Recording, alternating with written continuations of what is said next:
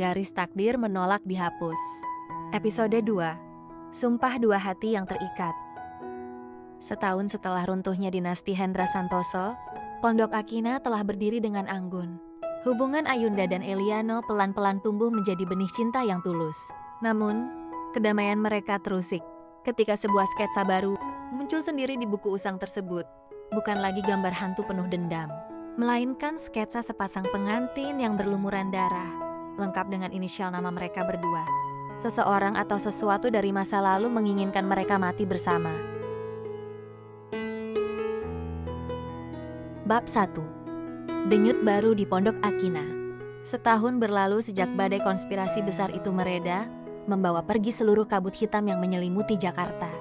Pondok Akina kini telah berdiri dengan sangat anggunnya, menjadi taman bacaan mungil yang dipenuhi tawa anak-anak. Sinar matahari pagi masuk menembus jendela kaca yang luas, menerangi deretan buku cerita yang tertata dengan rapi. Di sudut ruangan, Eliano sedang sibuk membantu seorang anak merapikan meja belajar kayu dengan senyuman yang sangat tulus. Pria arsitek itu kini tampak jauh lebih segar bugar. Beban berat di pundaknya telah melebur bersama sang waktu. Aku berdiri di balik meja kasir sambil memperhatikannya diam-diam, merasakan ada getaran hangat yang perlahan tumbuh di dada. Kebersamaan kami selama setahun ini mengurus taman bacaan, mengubah rasa simpati menjadi benih cinta yang semakin dalam. Eliano menoleh ke arahku, lalu melemparkan pandangan mata lembut. Sebuah tatapan penuh arti yang membuat jantungku berdesir hebat. "Terima kasih, sudah selalu ada di sampingku, Ayunda," bisik Eliano pelan saat berjalan mendekati tempatku berdiri tegak. Langkah kaki kami kini tidak lagi dihantui ketakutan, melainkan berjalan beriringan menuju masa depan yang cerah. Namun di dalam studio seniku yang terkunci rapat, lemari kaca tempat menyimpan buku sketsa usang itu tiba-tiba mengeluarkan suara gesekan halus yang memecah keheningan ruangan sunyi. Selembar kertas putih bersih di dalamnya mendadak terbalik sendiri, memunculkan goresan tinta hitam yang bergerak dengan sangat cepat. Bukan lagi gambar sosok mengerikan yang penuh dengan aura dendam, melainkan siluet sepasang kekasih yang sedang bergandengan tangan erat. Namun, yang membuat bulu kuduku seketika meremang hebat adalah ada tetesan warna merah pekat yang mengalir di sela-sela jari mereka. Gumpalan warna merah itu menyerupai genangan darah segar yang mengalir, seolah mengisyaratkan bahwa kebahagiaan kami akan dibayar dengan nyawa. Di bawah gambar romantis yang mengerikan itu perlahan tertulis dua buah inisial nama yang digambar dengan coretan kasar tajam. Huruf A dan E terukir jelas saling mengikat satu sama lain, menegaskan bahwa takdir kematian kali ini mengincar kami berdua langsung. Aku yang berada di Pondok Akina mendadak merasakan firasat sangat buruk. Sebuah rasa dingin yang mencekam tiba-tiba menjalar di sepanjang punggung. Eliano yang menyadari perubahan wajahku langsung memegang pundakku dengan hangat. "Ada apa, Ayunda? Wajahmu mendadak pucat sekali seperti melihat hantu." Aku hanya bisa memaksakan sebuah senyuman tipis untuk menutupi ketakutan, berharap bahwa ini semua hanyalah sisa trauma masa lalu yang lewat. Bab 2. Surat tanpa nama dan cincin perak.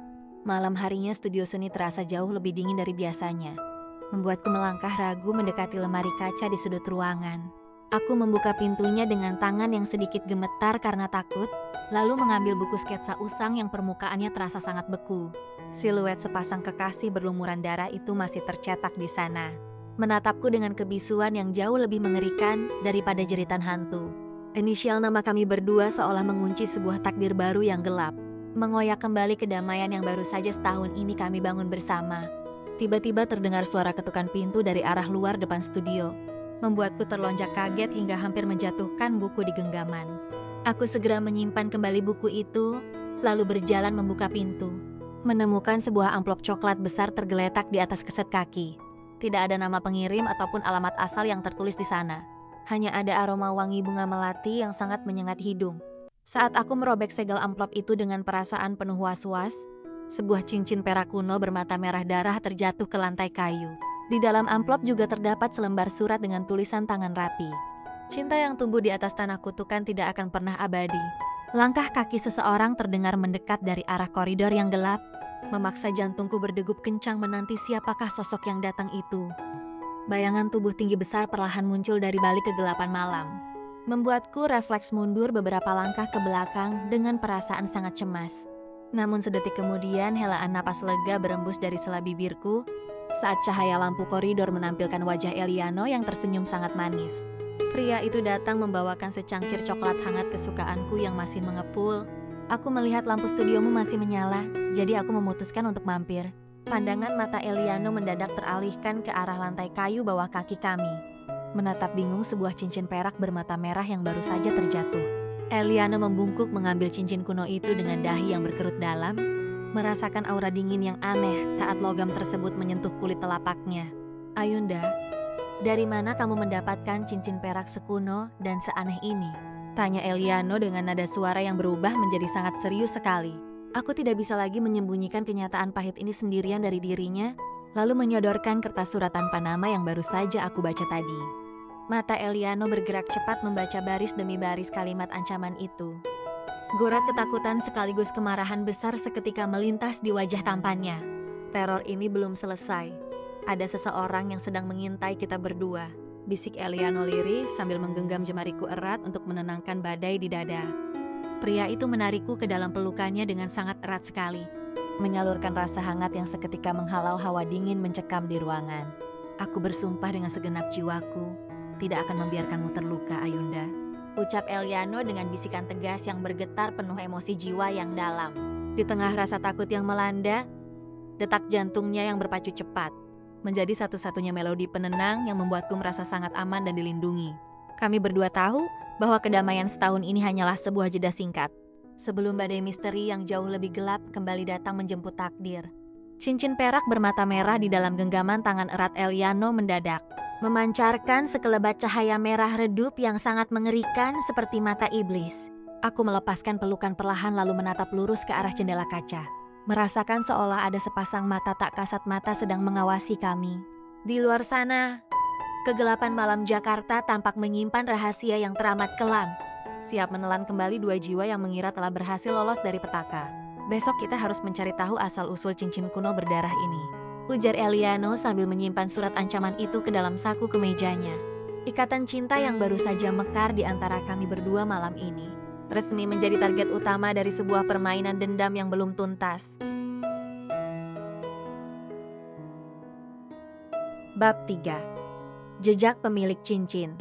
Pagi hari berikutnya kami langsung bergerak menuju sebuah pasar antik, tempat di mana barang-barang masa lalu menyimpan 1001 cerita rahasia. Langkah kaki kami menyusuri lorong sempit yang remang dan berdebu, diapit oleh deretan ruko tua yang menjual barang-barang kuno mistis. Eliano terus berjalan di depanku sambil sesekali menoleh ke belakang, memastikan jemari tanganku tetap berada di dalam genggaman eratnya yang hangat. Cincin perak bermata merah itu tersimpan aman di dalam saku jaketnya, namun hawa dinginnya seolah masih menembus hingga ke sela-sela kulit. Kami berhenti di depan sebuah toko kecil berbau kemenyan sangat kuat, tempat seorang kolektor tua yang terkenal tahu segala sejarah benda keramat. Pria tua pemilik toko itu menerima cincin dari tangan Eliano, memperhatikannya lewat kaca pembesar dengan dahi yang berkerut sangat dalam. Seketika itu juga wajah sang kolektor berubah menjadi sangat pucat pasi. Tangannya bergetar hebat hingga hampir menjatuhkan cincin bermata merah darah itu. Cincin ini adalah milik keluarga Wijaya yang dikabarkan telah musnah, bisik pria tua itu dengan suara yang mendadak berubah menjadi serak ketakutan. Keluarga Wijaya adalah rival bisnis terbesar dari dinasti Hendra Santoso dahulu, yang seluruh anggotanya tewas secara misterius dalam kecelakaan belasan tahun lalu. Seseorang dari darah Wijaya telah kembali untuk menuntut balas dendamnya, lanjut sang kolektor sambil mengembalikan cincin itu dengan tangan gemetar ketakutan. Kata-kata pria tua itu seketika hancur membentur dinding kesadaran kami, membuka sebuah tabir konspirasi baru yang jauh lebih luas dan mengerikan. Jika seluruh keluarga Wijaya dikabarkan telah tewas belasan tahun yang lalu siapakah sosok berdarah dingin yang sekarang sedang mengirimi kami teror? Eliano menatapku dengan sorot mata yang dipenuhi rasa khawatir yang mendalam, menyadari bahwa Pondok Akina kini berada di dalam pusaran dendam baru. Kita harus segera meninggalkan tempat ini sekarang juga, Ayunda, bisik Eliano sambil menarik tubuhku lembut untuk keluar dari toko tua itu. Hawa dingin di lorong pasar antik terasa semakin mencekam dan menusuk tulang, seolah-olah ada pasang mata yang sedang tersenyum puas melihat kepanikan kami. Saat kami bergegas berjalan menuju area parkir mobil yang agak sepi, ponsel di dalam tas selempangku mendadak berdering dengan sangat nyaring sekali. Sebuah nomor tidak dikenal mengirimkan sebaris pesan singkat yang sangat singkat. namun sanggup membuat seluruh aliran darah di dalam tubuhku mendadak berhenti. 9 tahun lalu Hendra membakar Akina untuk merebut cetak biru bangunan. Hari ini, aku akan membakar kalian berdua untuk merebut kembali keadilanku. Di ujung jalan setapak yang remang, sesosok pria bermantel hitam pekat, berdiri diam sambil menatap tajam ke arah kami berdua dengan senyuman dingin. Ikatan cinta kami kini resmi berubah menjadi sebuah medan pertempuran berdarah, di mana setiap detik yang terlewati adalah taruhan nyawa yang sangat berharga. Eliano langsung menggenggam pergelangan tanganku dengan sangat erat sekali. Ayunda, jangan lepaskan tanganku. Kita harus pergi dari sini sekarang. Pria bermantel hitam itu perlahan mulai melangkah mendekati posisi kami. Setiap ketukan sepatu botnya di atas beton terdengar bagai lonceng kematian. Aroma melati yang sangat menyengat tiba-tiba kembali berembus dengan kuat, bercampur dengan bau bensin yang entah datang dari arah mana. Eliano menarik tubuhku untuk mundur perlahan menuju ke arah mobil, sambil terus mengawasi setiap pergerakan dari sosok misterius di depan kami. Tatapan mata sosok itu dari balik tudung mantel terasa begitu dingin, seolah-olah kami hanyalah sepasang mangsa yang sudah masuk perangkap. Tiba-tiba pria itu mengangkat tangannya dan melemparkan sesuatu ke tanah. Sebuah pemantik api yang menyala langsung menyambar genangan cairan hitam. Api besar seketika berkobar hebat memutus jalan keluar utama kami, menciptakan dinding-dinding jingga yang menari-nari dengan sangat mengerikan. Di balik kobaran api yang panas, sosok itu perlahan-lahan menghilang, meninggalkan kami berdua yang terjebak di dalam kepungan asap pekat. Eliano dengan sigap melepas jaketnya untuk melindungi kepala dan tubuhku. Bertahanlah Ayunda, aku akan membawa kita berdua keluar dari neraka ini. Dengan keberanian yang lahir dari rasa cinta yang tulus di dada, ia menerobos pinggiran api demi menyelamatkan nyawaku dari maut yang mengintai. Bab 4. Rahasia di balik abu. Meninggalkan kami berdua yang terduduk lemas di trotoar, tanyaku dengan suara yang masih bergetar sangat hebat. Dia adalah seorang profesional yang tahu gerakan kita, Ayunda. Kehilangan benda itu membuat petunjuk kami kini musnah. Sepanjang perjalanan pulang tidak ada yang berani membuka suara. Hanya deru mesin mobil menemani pikiran kami yang kalut. Aku tidak akan membiarkanmu jauh dari pandanganku, Ayunda. Sorot matanya yang tegas memancarkan rasa protektif sangat besar. Namun begitu pintu dibuka, aroma melati kembali tercium tajam, bercampur bau hangus terbakar yang membuat dada terasa sesak. Di bawah kalimat ancaman terdapat gambar peta lokasi detail, menunjuk area pemakaman tua terbengkalai di pinggiran kota. Eliano mengepalkan tinjunya kuat hingga buku jarinya memutih. Melangkah ke dalam perangkap adalah cara mengakhiri teror. Aku melangkah mendekati meja kayu tempat buku itu berada, merasakan embusan angin dingin yang entah datang dari mana. Peta yang tergambar di atas kertas tampak begitu nyata, menampilkan detail jalanan kecil yang membelah hutan bambu. Eliano ikut berdiri di sampingku sambil memperhatikan gambar itu. Matanya meneliti setiap sudut rute yang tertera sangat jelas. Aku tahu tempat pemakaman tua yang dimaksud ini, bisik Eliano dengan nada suara yang terdengar sangat berat. Itu adalah tanah kuburan kuno milik keluarga besar Wijaya. Mendengar nama itu disebut, bulu kuduku kembali meremang, membayangkan kengerian yang menunggu kami di tempat sunyi tersebut.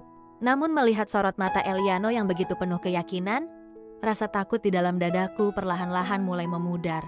Ia menggenggam jemariku seolah ingin menyalurkan seluruh kekuatannya. Kita tidak boleh kalah oleh teror pengecut seperti ini. Malam itu kami menghabiskan waktu dengan berjaga bersama, mempersiapkan diri menghadapi esok hari yang penuh misteri maut. Cinta kami kini bukan sekadar perasaan yang indah belaka, melainkan sebuah janji setia untuk saling bertahan hidup bersama. Sebelum matahari terbit, kami harus sudah siap berangkat ke sana, menembus kabut pagi yang menyelimuti seluruh sudut kota Jakarta. Eliano berjalan menuju bagasi mobil untuk mengambil beberapa peralatan, termasuk sebuah senter besar dan tongkat besi untuk berjaga-jaga. Wajahnya yang lelah tetap memancarkan ketegasan seorang pelindung sejati, membuatku merasa sangat beruntung memiliki dirinya di sisiku kini. Aku kembali menatap studio seniku yang kini terasa asing, menyadari kehidupan tenang kami telah resmi berakhir sejak malam ini. Namun di dalam hati aku sudah membulatkan sebuah tekad. Aku tidak akan membiarkan Eliano menghadapi bahaya ini sendirian. Buku sketsa usang itu perlahan aku masukkan ke tas, membawanya bersama kami sebagai petunjuk utama di lapangan nanti. Saat aku melangkah keluar rumah, angin malam berembus kencang, seolah membisikkan untaian doa keselamatan bagi perjalanan kami berdua. Eliano membukakan pintu mobil untukku dengan senyuman yang sangat hangat. Sebuah kecupan lembut mendarat di keningku sebelum mesin dinyalakan. Apapun yang terjadi di pemakaman itu, kita hadapi bersama, bisik Eliano lirih, seraya mulai melajukan mobil ke jalanan. Mobil kami melaju membelah kegelapan malam yang kian pekat, menuju takdir baru yang sedang menunggu di ujung jalan sana. Bab 5. Pemakaman tua keluarga Wijaya. Suasana di sekitar sini terasa sangat sunyi dan mencekam, menghalangi pandangan mata kami untuk melihat jalan di depan. Kami melangkah keluar dari mobil dengan perasaan sangat was-was. Genggaman tangan Eliano terasa begitu erat dan sangat hangat, menjadi satu-satunya sumber kekuatan bagiku di tempat ini. Suara gesekan daun bambu tertiup angin terdengar bagai bisikan, seolah-olah sedang memperingatkan kami untuk segera kembali pulang.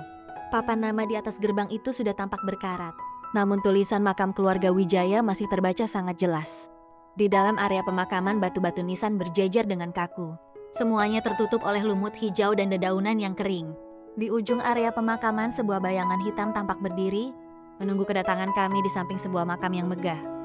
Ucap sebuah suara berat yang menggema di antara batu nisan. Eliano melangkah satu langkah ke depan memotong jarak kami. Sorot senter di tangannya diarahkan langsung ke wajah sosok itu. Namun tudung mantel hitamnya tersemat sangat rendah sekali, membuat wajah di baliknya tetap tersembunyi di balik kegelapan. Siapa kamu sebenarnya? Mengapa kamu terus mengusik hidup kami? Tanya Eliano dengan nada suara yang bergetar menahan amarah.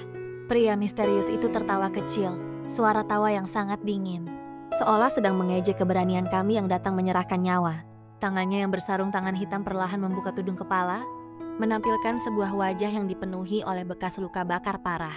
Kulit wajahnya yang rusak menceritakan sebuah tragedi yang sangat mengerikan. Membuatku seketika membekap mulut karena terkejut melihat penampilannya. Namaku adalah Adrian Wijaya. Satu-satunya darah yang tersisa, bisik pria itu sambil menatap kami dengan mata merah menyala. 9 tahun lalu keluargaku musnah terbakar karena keserakahan Hendra Santoso. Kalian berdua menikmati kedamaian di atas puing-puing penderitaanku.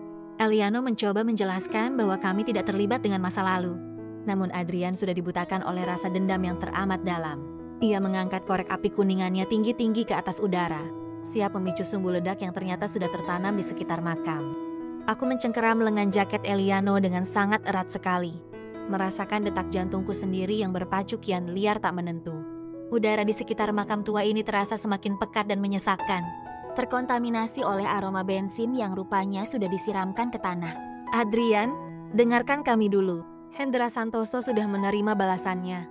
Teriak Eliano mencoba bernegosiasi di tengah situasi yang kritis ini. Kami juga korban dari kebiadaban Hendra. Kita tidak perlu saling menumpahkan darah.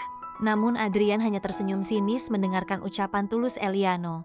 Baginya seluruh orang yang berhubungan dengan masa lalu harus lenyap tanpa sisa. Tangan Adrian yang memegang korek api mulai bergerak turun ke bawah, mengarahkan lidah api kecil itu ke arah jalur sumbu yang kering. Seketika itu juga Eliano mengambil sebuah tindakan yang sangat nekat.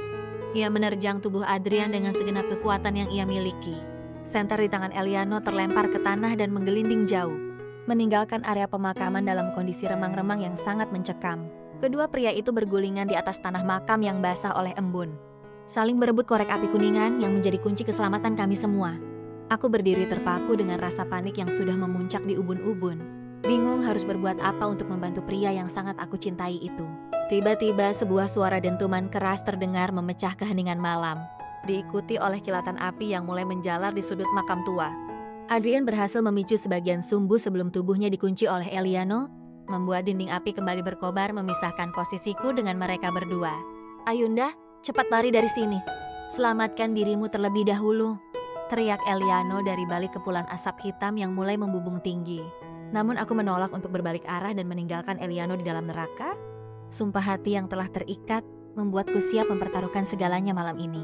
Aku berlari memutari kobaran api, mencari celah untuk menarik Eliano keluar, sebelum seluruh area pemakaman kuno ini meledak dan terkubur bersama dendam. Bab 6. Menerobos lidah api.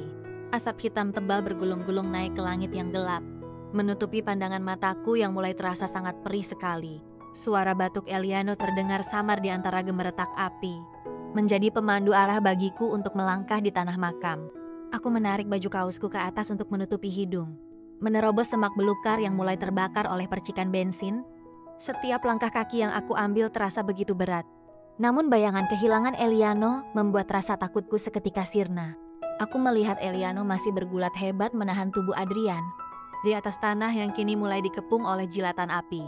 "Ayunda, sudah kubilang cepat pergi dari tempat ini sekarang," teriak Eliano dengan sisa suara yang terdengar sangat parau.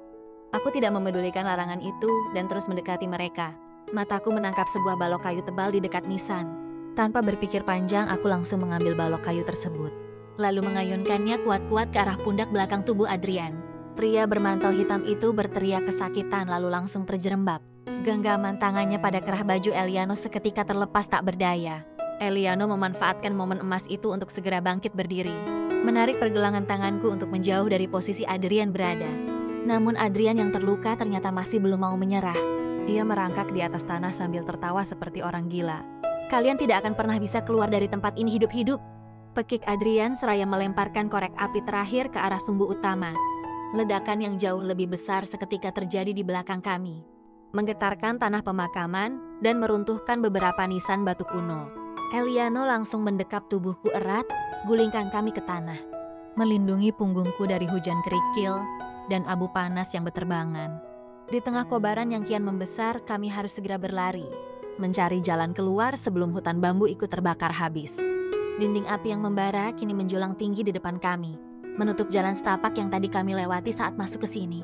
Hawa panas yang ekstrim terasa membakar kulit, wajah, dan tangan, memaksa kami untuk terus mundur ke area makam yang lebih dalam. Eliano mengedarkan pandangan matanya dengan sangat cepat dan teliti, mencari celah di antara reruntuhan tembok batu yang sudah tua. "Ayunda, kita harus memanjat tembok di sebelah kiri itu," teriak Eliano sambil menunjuk ke arah struktur beton yang retak. Ia membantuku naik terlebih dahulu dengan tumpuan kedua telapak tangannya, memastikan aku bisa mencapai bagian atas tembok dengan sangat aman. Saat aku sudah berada di atas, aku menengok ke bawah, melihat Adrian yang perlahan bangkit berdiri di tengah kepulan asap. Wajah hancurnya yang tersorot cahaya jingga tampak seperti iblis malam, namun ia tidak lagi mengejar melainkan hanya berdiri sambil tersenyum. "Kutukan Wijaya akan selalu mengikuti kemanapun kalian pergi." Suara kutukan terakhir Adrian tenggelam bersama runtuhnya sebuah pohon besar yang langsung tumbang menimpa area makam dan menutup sosok misterius itu. Eliano segera melompat menyusulku ke seberang tembok beton yang runtuh, dan kami berdua langsung terjatuh di atas hamparan rumput basah luar. Tubuh kami dipenuhi jelaga hitam dan napas yang terasa sangat sesak. Namun rasa syukur yang teramat besar seketika membuncah di dalam dada. Kami saling bertatapan dalam keheningan pagi yang perlahan mulai terang, menyadari bahwa kami baru saja lolos dari rahang kematian yang nyata. Eliano menarik kepalaku lembut, lalu menyandarkannya di dada bidangnya yang hangat, mendengarkan detak jantungnya yang perlahan mulai kembali berjalan dengan normal. "Semuanya sudah berakhir sekarang, Ayunda. Kita sudah aman," bisik Eliano lirih sambil mengecup-kucuk rambutku dengan penuh rasa cinta. Meskipun tempat ini telah hancur dan Adrian terkubur bersama dendamnya, kami tahu misteri tentang buku sketsa usang itu belum sepenuhnya selesai. Namun selama kami tetap bersama menghadapi setiap badai yang akan datang, tidak ada satupun kekuatan gelap yang mampu memisahkan ikatan ini. Kami berjalan tertatih-tatih meninggalkan area pemakaman tua yang masih membara, menuju ke arah mobil yang beruntung tidak tersentuh oleh kobaran api. Eliano segera membukakan pintu mobil, lalu membantuku duduk dengan sangat lembut. Ia mengambil sebotol air mineral dari dalam laci untuk membasuh wajahku. Air dingin itu terasa sangat menyegarkan sekali di kulitku yang terasa perih, perlahan-lahan menghapus sisa jelaga hitam yang menempel di sekitar pipi. Eliano kemudian duduk di kursi kemudi, lalu menyandarkan kepalanya di setir, menarik napas dalam-dalam untuk menenangkan seluruh sisa ketegangan di dalam jiwa. "Kita harus segera meninggalkan kota ini untuk sementara waktu, Ayunda," ujar Eliano tiba-tiba sambil memutar kunci kontak untuk menyalakan mesin mobil. Aku menoleh ke arahnya dengan tatapan mata yang dipenuhi tanda tanya besar. "Apakah menurutmu teror dari keluarga Wijaya ini benar-benar sudah berakhir?" Eliano tidak langsung menjawab, melainkan hanya menatap lurus ke arah jalan raya. "Adrian mungkin sudah tiada, tapi dokumen rahasia milik Wijaya masih ada. Seseorang di luar sana pasti akan mencari buku sketsa usang yang kamu bawa." Mendengar ucapan Eliano, aku langsung merabat tas selempang di pangkuanku, memastikan buku misterius itu masih tersimpan dengan aman di dalam sana. Saat jemariku menyentuh permukaan sampul buku yang terasa sangat dingin itu, sebuah getaran aneh kembali menjalar masuk ke dalam aliran darah tubuhku. Garis takdir tampaknya belum sepenuhnya melepaskan kami dari lingkaran kutukan ini, membawa hubungan kami masuk ke dalam babak baru yang jauh lebih menantang. Bab 7. langkah di balik kabut. Mobil kami bergerak menjauh membelah fajar yang mulai menyingsing, meninggalkan asap hitam yang perlahan mulai menipis di langit kejauhan. Pandangan mata Eliano tetap fokus menembus jalanan yang masih sepi. Namun raut wajahnya menyiratkan sebuah rencana besar yang sedang disusun. Kita akan menuju ke arah selatan, ke sebuah tempat terpencil. Bisik Eliano lirih memecah keheningan di dalam kabin mobil yang dingin. Di sana ada seorang sahabat lama yang bisa membantu kita bersembunyi. Aku hanya mengangguk pasrah sambil mendekap tas berisi buku sketsa. Merasakan kelelahan yang teramat sangat mulai mendera seluruh persendian tubuhku. Keputusan untuk pergi adalah satu-satunya jalan rasional yang kami miliki. Demi menyelamatkan sisa hidup kami dari incaran musuh yang tak terlihat. Matahari mulai terbit tinggi memancarkan sinar hangat yang menembus kaca, menyinari wajah kami yang masih pucat berlumuran sisa abu pembakaran. Kami sempat berhenti di sebuah SPBU kecil untuk mengisi bahan bakar, sekaligus membersihkan diri dan berganti pakaian seadanya yang ada di bagasi. Saat aku berkaca di dalam toilet umum yang berdinding kusam itu, aku menyadari betapa drastisnya hidup kami berubah dalam waktu singkat. Gadis pelukis yang dulu hanya peduli pada keindahan warna di atas kanvas, kini harus terlibat dalam pelarian maut akibat dosa masa lalu orang lain. Namun ketika melihat Eliano yang setia menunggu di depan pintu luar, keberanianku kembali bangkit karena tahu aku tidak berjalan sendirian di dunia ini. Kami kembali melanjutkan perjalanan menyusuri jalanan antar kota yang panjang, meninggalkan hiruk-pikuk Jakarta yang kini terasa sangat asing bagi kami berdua. Eliano mulai menceritakan detail tentang sosok yang akan kami temui nanti. Seorang mantan peretas jaringan yang tahu banyak tentang rahasia korporasi masa lalu. Jika benar cetak biru bangunan Akina itu adalah penyebab semua petaka ini, maka dia adalah orang yang paling tepat untuk membaca isi buku sketsamu. Aku perlahan membuka tas lalu mengeluarkan buku usang bersampul tebal itu. Menatap halaman demi halaman yang kini telah bersih dari coretan tulisan Adrian. Namun keajaiban aneh kembali terjadi tepat di depan sepasang mataku sendiri, di mana lembar kosong berikutnya mulai memunculkan guratan tinta emas baru. Guratan tinta emas itu perlahan-lahan membentuk sebuah baris kalimat. Berkilau indah, namun membawa pesan yang membuat bulu kuduk berdiri.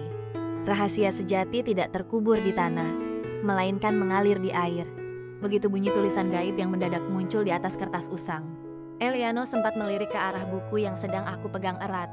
Dahinya berkerut dalam mencoba mencerna arti dari petunjuk misterius itu. Mengalir di air? Apakah ini merujuk pada sebuah tempat khusus? Tanya Eliano dengan nada suara yang dipenuhi oleh rasa penasaran. Kami berdua terdiam sejenak, memikirkan segala kemungkinan lokasi yang ada. Mencoba menghubungkan teka-teki baru ini dengan pelarian kami sekarang. Perjalanan kami akhirnya mulai memasuki kawasan perbukitan yang sangat hijau, di mana pohon-pohon besar berdiri kokoh di sepanjang kanan kiri jalan. Udara segar pegunungan perlahan menggantikan hawa panas yang melekat di tubuh, memberikan sedikit ketenangan di tengah badai pikiran yang belum mereda. Di ujung jalan menanjak, sebuah rumah kayu sederhana mulai terlihat jelas. Berdiri terasing di dekat sebuah aliran sungai berbatu yang sangat jernih. Kita sudah sampai di tempat tujuan kita, Ayunda, ujar Eliano lembut, sembari mengarahkan setir mobil masuk ke halaman rumah yang sunyi itu. Sosok sahabat lama yang kami cari perlahan keluar dari pintu depan, siap membukakan pintu bagi dua jiwa yang sedang diburu oleh takdir. Pria itu bertubuh kurus dengan kacamata berbingkai hitam yang bertengger kaku, menatap kami berdua dengan sorot mata yang penuh dengan rasa selidik. Eliano, sudah lama sekali kita tidak saling berkabar seperti ini, ujar pria bernama Dimas itu sembari menyalami tangan Eliano dengan erat. Ia langsung mempersilahkan kami berdua untuk masuk ke dalam rumah kayunya yang ternyata dipenuhi oleh deretan layar monitor komputer yang terus menyala. Aroma kopi hitam yang pekat seketika menyambut indera penciuman kami berdua, memberikan sedikit rasa hangat di tengah kelelahan fisik yang teramat sangat. Eliano langsung meletakkan buku sketsa usang itu di atas meja kerja Dimas. Kami butuh bantuanmu untuk memecahkan kode rahasia di dalam buku ini. Dimas mendekatkan wajahnya ke arah lembaran kertas yang bertinta emas tersebut. Jemarinya bergerak cepat di atas papan ketik komputer untuk mencari data. Tulisan emas ini bukan tinta biasa. Ini adalah kode enkripsi kuno, gumam Dimas dengan nada suara yang mendadak berubah menjadi sangat serius. Keluarga Wijaya dulu menyembunyikan aset digital mereka dengan metode seperti ini. Kalimat mengalir di air rupanya merujuk pada sebuah bendungan tua di Karawang, tempat di mana cetak biru bangunan Akina yang asli sengaja disimpan rapat. Mendengar kenyataan baru itu, Eliano langsung menatapku dengan pandangan tajam, menyadari bahwa perjalanan pelarian kami ini masih sangat jauh dari kata usai. Permainan dendam ini kini berpindah ladang menuju sebuah wilayah yang baru, di mana rahasia besar siap terungkap di balik derasnya arus aliran air. Bab 8. Menuju arus Karawang. Mobil kami kembali melaju membelah jalanan menuju arah timur, menuju sebuah wilayah bendungan tua di daerah Karawang. Dimas ikut serta bersama kami di dalam mobil kursi belakang, membawa laptop jinjingnya untuk terus memantau pergerakan sinyal gaib. Eliano mencengkeram setir mobil dengan ekspresi wajah sangat serius, menyadari bahwa kami sedang menuju pusat pusaran rahasia besar. Bendungan itu sudah lama tidak beroperasi dengan aktif lagi, ujar Dimas memberikan informasi dari balik layar komputer kecilnya. Namun sistem keamanannya ternyata masih terhubung dengan jaringan pusat. Aku menatap keluar jendela, melihat hamparan sawah yang luas. Mencoba menenangkan hatiku yang terus berdegup sangat kencang. Aroma air sungai yang khas mulai tercium dari kejauhan, menandakan bahwa posisi kami sudah semakin dekat dengan lokasi. Jalanan tanah yang berlubang membuat laju mobil menjadi lambat, terguncang-guncang di antara rimbunnya pohon-pohon liar yang besar. Eliano menghentikan mobil di bawah sebuah pohon pelindung rindang, beberapa ratus meter sebelum gerbang masuk bendungan kuno itu. Kita harus berjalan kaki agar tidak memancing perhatian orang, bisik Eliano, seraya memeriksa kembali tongkat besi di tangannya. Kami melangkah keluar dari mobil, menembus udara siang panas, siap menghadapi misteri berikutnya yang tersimpan di balik arus. Struktur bangunan beton bendungan tua menjulang dengan sangat megah. Dinding-dindingnya yang kelabu tampak dipenuhi oleh lumut-lumut hijau tebal. Suara gemuruh air yang mengalir deras terdengar sangat bergemuruh, menciptakan suasana mistis yang seolah menekan isi rongga dada. Dimas menunjuk ke arah sebuah pintu besi di bawah. Ruang kendali utama ada di balik lorong bawah tanah. Eliano menggandeng tanganku erat menuruni anak tangga semen basah, melangkah masuk ke dalam kegelapan yang penuh dengan rahasia. Di tempat inilah cetak biru Pondok Akina yang asli disembunyikan, menunggu untuk dibuka oleh tangan-tangan yang terpilih oleh takdir. Langkah kaki kami menggema di dalam lorong bawah tanah yang lembab, di mana tetesan air dari langit-langit semen terdengar seperti detak jam. Dimas berjalan di depan sambil terus menatap layar laptopnya yang menyala, mencari titik koordinat ruang penyimpanan rahasia milik keluarga Wijaya. Sinyal enkripsinya semakin kuat, tepat di ujung lorong ini, bisik Dimas dengan suara rendah agar tidak menimbulkan gema keras. Eliano menghentikan langkahnya tepat di depan sebuah pintu baja tebal, yang tidak memiliki gagang pintu melainkan hanya sebuah panel pemindai. Panel kuno itu tampak mati namun mendadak berkedip merah saat kami mendekat, seolah merasakan kehadiran buku sketsa usang yang ada di dalam tas. Aku melangkah maju, lalu mengeluarkan buku dari dalam tas selempang, mendekatkan sampul tebalnya ke arah lampu merah panel pemindai tersebut. Keajaiban terjadi ketika pintu baja itu perlahan bergeser terbuka sendiri, mengeluarkan asap debu putih yang telah tersimpan selama belasan tahun. Di dalam ruangan kecil itu terdapat sebuah meja besi yang sunyi, dengan sebuah tabung silinder perak yang berdiri tegak di tengahnya. Itu dia, cetak biru asli Pondok Akina yang tersorot lampu, ujar Eliano dengan binar mata yang dipenuhi oleh rasa kelegaan besar. Namun sebelum tangan Eliano sempat menyentuh tabung perak misterius itu, suara tepuk tangan yang lambat tiba-tiba terdengar dari arah kegelapan. Sesosok pria lain dengan pakaian rapi muncul dari balik pilar beton, menatap kami bertiga dengan senyuman kemenangan yang sangat licik sekali. "Terima kasih karena telah membukakan pintu ini untukku, anak muda," ucap pria paruh baya itu dengan nada suara yang sangat tenang. Eliano langsung memasang posisi pasang badan untuk melindungi seluruh tubuhku, menyadari bahwa musuh sejati kami bukanlah Adrian yang telah tiada. Dendam masa lalu ini ternyata memiliki dalang lain yang jauh lebih besar, yang kini siap merebut paksa rahasia terakhir dari tangan kami semua. Bab 9. Dalang di balik layar. Pria paruh baya itu melangkah maju mendekati sorot lampu ruangan, menampilkan setelan jas rapi yang tampak kontras dengan lorong kumuh. Eliano menatap tajam wajah pria itu dengan rahang yang mengeras. "Kau, Hendra Santoso? Bukankah kau dikabarkan sudah mati terbakar?" Pria itu tertawa renyah, sebuah suara tawa yang sangat memuakkan. "Kematian hanyalah sebuah sandiwara kecil untuk mengecoh dunia, Eliano. Adrian hanyalah bidak bodoh yang kumanfaatkan untuk memancing kalian kemari." Aku merinding mendengar pengakuan berdarah dingin dari mulut pria itu, menyadari bahwa seluruh pelarian kami telah dirancang olehnya sejak awal. Hendra mengisyaratkan dua orang pengawal berbadan besar untuk maju. Mereka muncul dari balik kegelapan lorong dengan senjata di tangan. "Serahkan tabung perak itu dan buku sketsa usangmu, Ayunda," Perintah Hendra dengan nada suara yang tidak menerima bantahan sedikit pun. Dimas perlahan mundur sambil terus mendekap erat laptop Jingjing miliknya. Mencari celah pada sistem kendali bendungan untuk memberikan bantuan darurat. Eliano tetap berdiri kokoh di depanku bagai dinding karang besar. Aku tidak akan membiarkanmu menyentuh Ayunda ataupun rahasia Akina. Situasi di dalam ruang bawah tanah kini menjadi sangat kritis.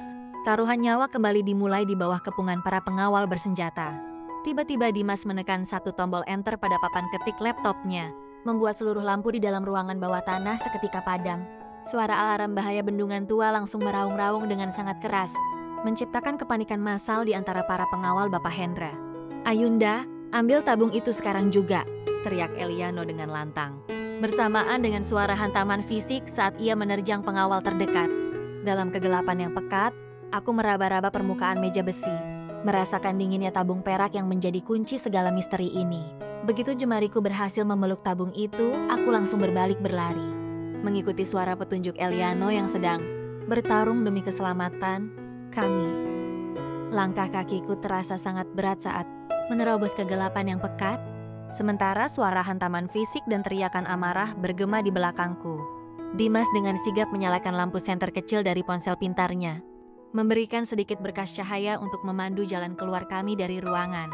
"Lewat sini Ayunda, kita harus segera naik ke atas," seru Dimas, sembari menarik lenganku menuju tangga darurat yang berada di sudut lorong.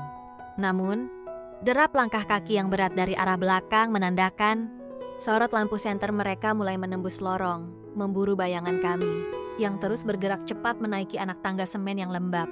Aku menoleh ke belakang dengan rasa cemas yang teramat sangat besar. Melihat Eliano yang akhirnya berhasil menyusul setelah melumpuhkan satu pengawal. Napasnya memburu cepat, namun binar matanya tetap memancarkan ketegasan pelindung, membuat rasa panik di dalam dadaku seketika luntur berganti keyakinan. "Jangan berhenti berjalan, kita sudah hampir sampai di permukaan," teriak Eliano, sembari mendorong tubuhku dan Dimas agar bergerak jauh lebih cepat lagi. Tepat saat kami berhasil mencapai pintu keluar di lantai atas bendungan, pintu besi di ujung tangga langsung dikunci rapat oleh Eliano dari dalam. Hantaman keras dari arah luar terdengar bertalu-talu mencoba mendobrak pintu, memberikan kami waktu beberapa menit yang sangat berharga untuk melarikan diri.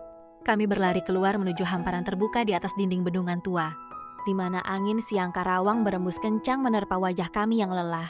Tabung perak berisi cetak biru asli kini berada aman di dalam dekapanku, menjadi bukti nyata atas segala perjuangan hidup dan mati yang kami lalui. Namun di depan kami, aliran air sungai yang sangat deras menggulung di bawah, menciptakan pilihan sulit antara bertahan atau melompat demi sebuah kebebasan. Eliano menggenggam jemariku erat, menatap lurus ke dalam sepasang mataku, seolah siap mengambil keputusan paling nekat demi menjaga cinta dan rahasia ini. "Tidak ada jalan kembali lagi. Kita harus melompat ke dalam air," seru Eliano memecah gemuruh arus sungai yang sangat menakutkan di bawah. Hendra Santoso bersama para pengawalnya berhasil menjebol pintu besi di belakang, muncul dengan wajah murka karena rencana busuknya hampir saja gagal total. "Kalian tidak akan selamat dari derasnya aliran sungai itu," teriak Hendra, sembari memerintahkan anak buahnya untuk segera mengepung posisi berdiri kami. Namun Eliano hanya tersenyum tipis, sama sekali tidak gentar dengan ancaman itu. Ia justru mempererat genggaman tangannya pada jemariku dengan sangat hangat. "Percayalah kepadaku Ayunda, kita pasti bisa melewati semua ini bersama-sama," bisik Eliano lembut, memberikan ketenangan terakhir di ujung tebing beton. Aku memejamkan mata erat, bersiap menghadapi takdir apapun yang menunggu, memeluk tabung perak di dada seolah itu adalah bagian dari hidupku. Dimas sudah melompat terlebih dahulu ke titik aman di dekat rimbunan semak, meninggalkan aku dan Eliano yang berdiri berdua di atas batas cakrawala. Dengan satu sentakan kuat, kami berdua melompat bebas terjun ke bawah, meninggalkan teriakan frustrasi Hendra Santoso yang bergema di atas bendungan. Angin siang menyergap tubuh kami dengan sangat cepat selama beberapa detik, sebelum akhirnya dinginnya air sungai Karawang menelan seluruh kesadaran kami. Di dalam kegelapan air yang deras, tangan Eliano tetap tidak pernah terlepas, menjadi jangkar pelindung yang membawa raga ini menuju sebuah awal yang baru. Bab 10. Daratan baru. Arus sungai yang deras perlahan membawa tubuh kami ke tepian. Terdampar di atas hamparan pasir berbatu yang cukup sunyi. Aku terbangun dengan batuk hebat karena sempat menelan air sungai. Merasakan seluruh pakaianku basah kuyup dan terasa sangat dingin. Hal pertama yang kucari adalah sosok pria yang sangat kucintai. Dan aku lega melihat Eliano terduduk lemas di sampingku. Tangan kanannya masih memegang erat pergelangan tanganku dengan kuat, sementara tangan kirinya memastikan tabung perak kami tetap aman. Dimas muncul dari balik semak-semak dengan tubuh penuh lumpur. Syukurlah kalian berdua bisa selamat dari maut yang mengerikan. Kami segera bangkit berdiri meskipun kaki kami terasa sangat lemas, berjalan menjauh dari pinggiran sungai menuju ke tempat aman. Dimas menunjuk sebuah gubuk tua di tengah kebun kosong, tempat yang cocok untuk sekadar berteduh dan memulihkan tenaga. Di dalam gubuk itu Eliano langsung membuka tabung perak, mengeluarkan selembar kertas tebal yang berisi cetak biru asli. Dimas menghidupkan kembali laptopnya yang beruntung dilapisi plastik kedap. Mari kita lihat rahasia apa yang disembunyikan Hendra. Cahaya layar monitor mulai memancar menerangi ruangan gubuk Usam, menampilkan jaringan kode rumit yang tersambung pada pondasi bangunan. Ini bukan sekadar cetak biru rumah biasa, Ayunda, ujar Dimas dengan nada suara yang bergetar karena terkejut. Pondok Akina ternyata dibangun di atas sebuah bunker digital, tempat penyimpanan seluruh data aset gelap milik korporasi Wijaya. Mendengar hal itu, Eliano langsung menatapku dengan sangat dalam, menyadari bahwa rumah tempat tinggal kami adalah pusat pusaran. Langkah kami berikutnya adalah kembali ke sana secara diam-diam, membuka bunker tersebut sebelum Hendra Santoso berhasil mengepung kembali. Perjalanan ini hampir mencapai titik akhir dari seluruh teror, di mana kebenaran sejati akan segera terungkap dengan sangat terang. Kami menghabiskan waktu beberapa jam di dalam gubuk tua itu, menunggu malam tiba agar pergerakan kami tidak mudah terendus. Dimas terus bekerja cepat menyalin seluruh data dari cetak biru, menatap hamparan kebun kosong di luar dengan pandangan penuh tekad. Begitu semua ini selesai, kita akan bangun hidup baru, Ayunda. Bisik Eliano lembut seraya merengkuh pundakku ke dalam pelukannya. Sebuah hidup yang tenang tanpa perlu dihantui bayang-bayang masa lalu. Kata-katanya menjadi obat penawar paling mujarab bagi jiwaku yang lelah, mengalirkan kembali aliran semangat yang sempat surut akibat teror berdarah. Ketika jam dinding tua di gubuk menunjukkan angka 9 malam, kami memutuskan untuk mulai bergerak kembali menuju ke arah Jakarta. Dimas berhasil menghubungi salah satu rekannya yang berada di pinggiran, meminta bantuan sebuah mobil jemputan darurat yang siap mengangkut kami. Kami berjalan mengendap-endap, menembus kegelapan malam yang sangat pekat, menghindari jalan raya utama yang kemungkinan besar sudah dijaga pengawal. Sesampainya di titik penjemputan, sebuah mobil minibus hitam sudah menunggu. Kami segera melompat masuk ke dalam kabin tanpa membuang waktu. Mobil melaju cepat membelah kesunyian malam membawa kami pulang. Kembali ke tempat di mana seluruh mimpi buruk ini pertama kali dimulai. Pondok Akina tampak berdiri sunyi di balik rimbunnya pepohonan tua. Tidak ada tanda-tanda kehadiran orang lain di sekitar halaman rumah. Namun kami tetap waspada dan tidak ingin menurunkan pertahanan sedikit pun. Eliano memimpin jalan masuk melalui pintu rahasia di bagian belakang. Kami melangkah masuk ke dalam rumah yang kini terasa sangat dingin. Langsung menuju ke ruang studio seni tempat letak bunker berada. Di bawah karpet merah besar yang berada di tengah ruangan kayu, inilah detik-detik terakhir penentu takdir hubungan dan hidup kami berdua, membuka pintu gerbang kebenaran yang akan menghancurkan keserakahan Hendra Santoso. Bab 11. Kunci akhir di Pondok Akina. Eliano perlahan berlutut di atas lantai kayu studio seni yang dingin, menyibakkan karpet merah besar yang selama ini menutupi lantai. Di balik papan kayu tersembunyi sebuah pintu baja bundar terlihat, memiliki slot pengunci elektronik yang lampunya berkedip warna merah tua. Dimas segera meletakkan laptopnya di samping pintu besi tersebut, menyambungkan kabel data dari panel pintu langsung ke komputer jinjingnya. Sistem pengunci ini tersambung pada cetak biru yang kita bawa, gumam Dimas seraya jemarinya mulai menari cepat di atas papan ketik. Aku mendekap erat tabung perak di dadaku dengan sangat cemas, menunggu detik-detik terbuka gerbang rahasia yang mengancam nyawa kami. Suara klik mekanis yang sangat berat terdengar bergema di ruangan, diikuti derit pintu baja yang perlahan mulai terangkat ke atas. Hembusan udara lembab dari dalam bunker langsung menyergap wajah kami, membawa aroma kertas tua dan mesin elektronik yang lama mati. Sebuah tangga besi vertikal menjulur lurus ke bawah kegelapan, menuju ruangan rahasia tempat seluruh aset gelap Wijaya berada. Eliano menatapku dengan tatapan mata yang sangat penuh arti. Aku akan turun terlebih dahulu untuk memastikan kondisi di bawah aman. Ia menuruni anak tangga dengan gerakan yang sangat hati-hati sekali, meninggalkan aku dan Dimas yang berjaga di ambang pintu masuk.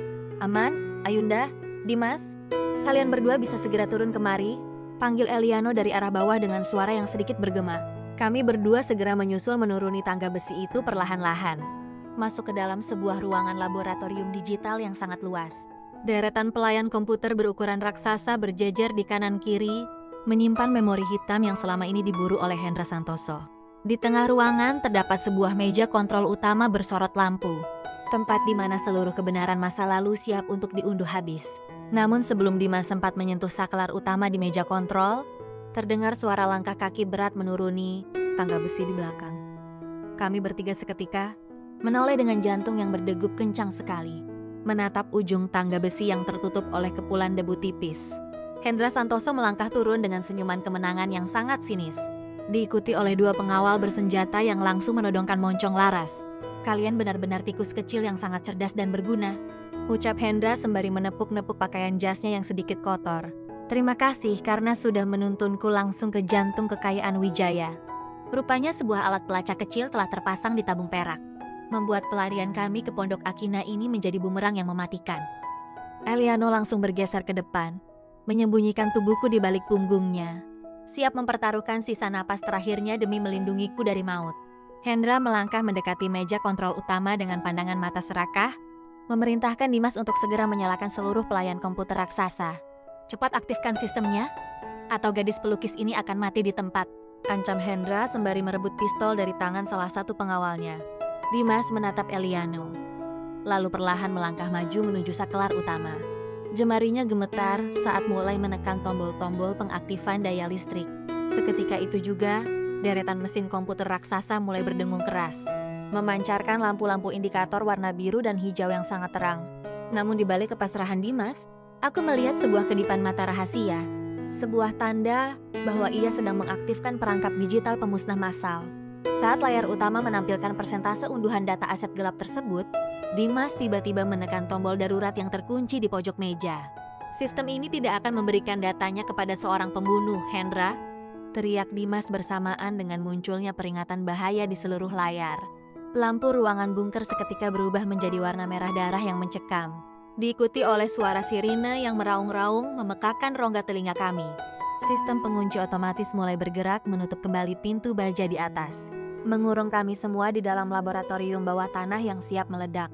Dalam situasi chaos yang memuncak, Eliano langsung menerjang pengawal terdekat, memulai pertempuran akhir penentu hidup dan mati di bawah Pondok Akina. Suara letusan senjata api bergema keras di dalam ruangan beton. Pelurunya melesat menghantam salah satu pelayan komputer hingga hancur. Percikan api listrik menyembur keluar dari mesin yang rusak tersebut, menambah kekacauan di tengah kegelapan yang diterangi lampu merah.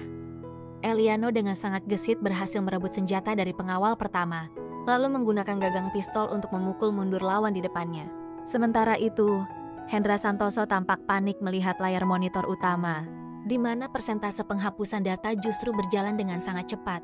"Hentikan proses ini, Dimas, atau kuhancurkan tempat ini beserta kalian." Aku tidak tinggal diam melihat Dimas yang kini disudutkan oleh Hendra. Aku mengambil sebuah tabung pemadam api kecil yang tergantung di dinding. Dengan sisa keberanian yang kumiliki, aku menarik tuas pengamannya kuat-kuat, lalu menyemprotkan gas putih itu langsung ke arah wajah Hendra Santoso.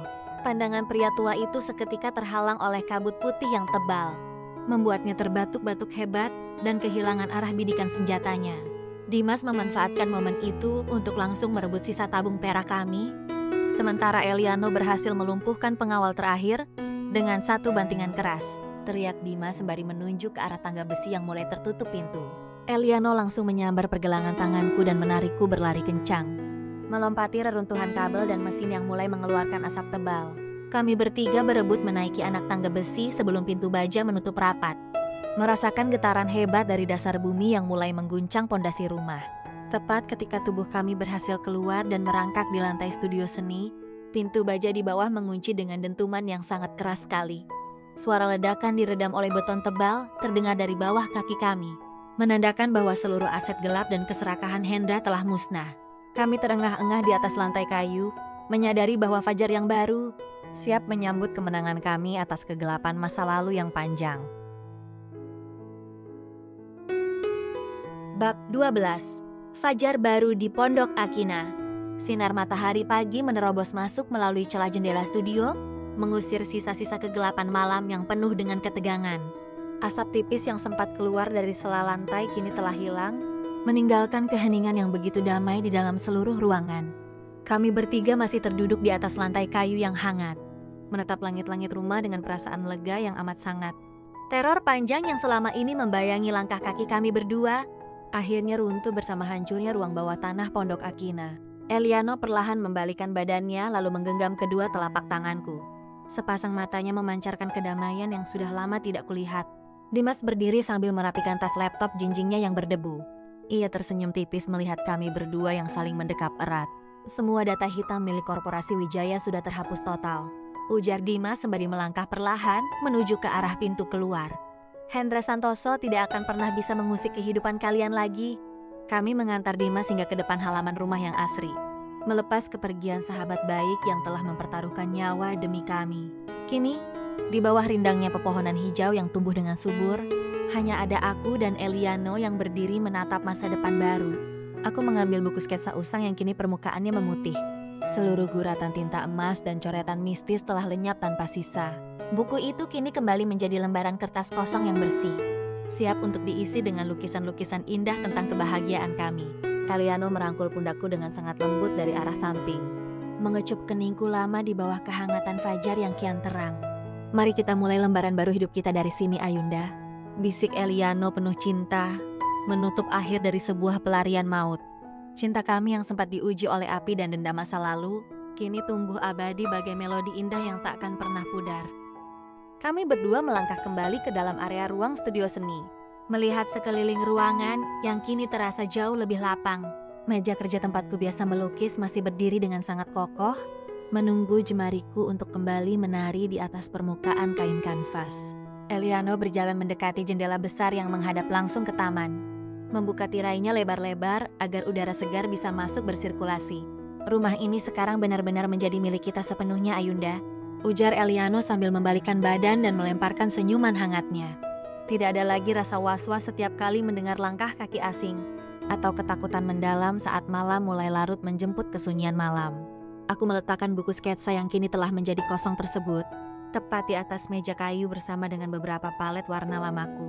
Aku tahu tugas pertamaku sebagai seorang pelukis di hari yang baru ini adalah mengabadikan wajah Eliano yang tampak begitu tenang di bawah fajar.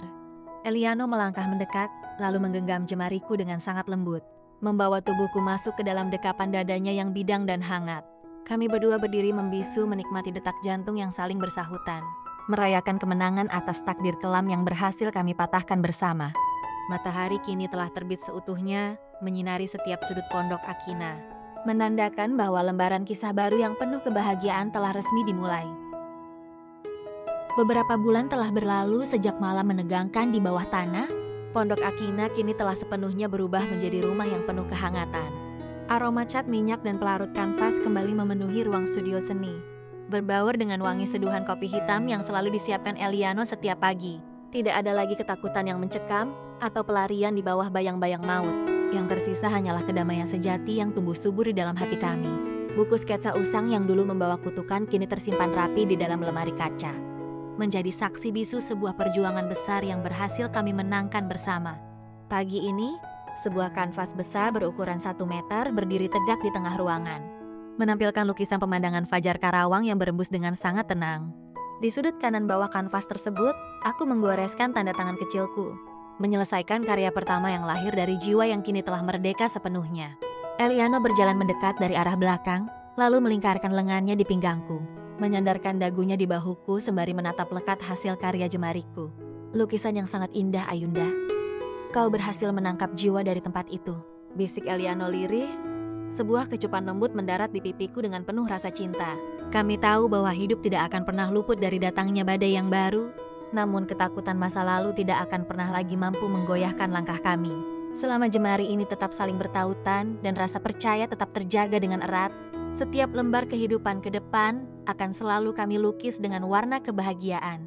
Matahari kian meninggi, memayungi Pondok Akina dengan sinarnya yang begitu cerah, menutup lembaran lama yang penuh darah, dan membuka gerbang takdir yang abadi.